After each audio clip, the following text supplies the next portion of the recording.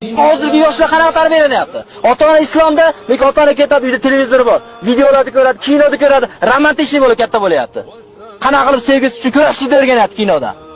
Ertaga tasirga musulmon ota-onaga falonchi dada men sevib qoldim deb o'tiribdi qizlar ham uyatmasdan.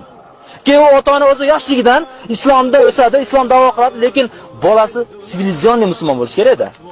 Bolam orqada qolmasin deydi-da, shu o'zimiz salafi solih manhajdagi salafiylar degan birodarlarim, bolam yoshligini ruscha o'rgansin. Sivilizatsionni musulmon bo'lsin, halol bo'lmasin deb detsatga beradi. Detsatda bolasi arish yoshidan sashalar bilan katta bo'ladi.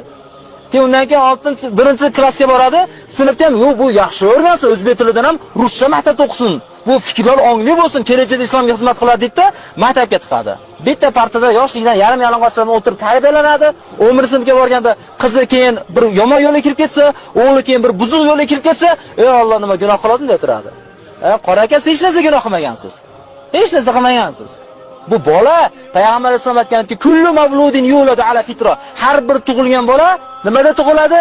Fitratda tug'iladi, islom tug'iladi. Inna babayhu ota-onasi yuhavidan yahudi qiladi, yunassiron nasoro qiladi, yumajjisan majusi qiladi deganida. Bu sahih hadis bu. Ya'ni u qanday bo'ladi? Sen bo'l yahudi demaydi, shuni shunaqaligiga imkon beradi unga.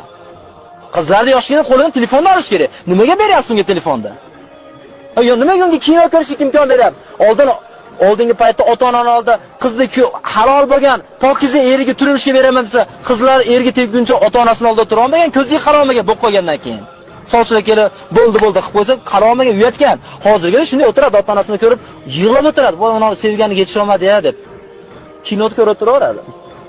Birodarlar, ana shunday ruhda tarbiyalanganligi uchun biz bu halokatga kelib qoldik. Shuning uchun tashqarida musulmon birodarlarga eslatyapmizki, ey birodarlar, hushyor bo'linglar. Kofirlar mana shunday qilib bolalaringlarni shunaqa qilib buzyapti, avlodlaringlarni.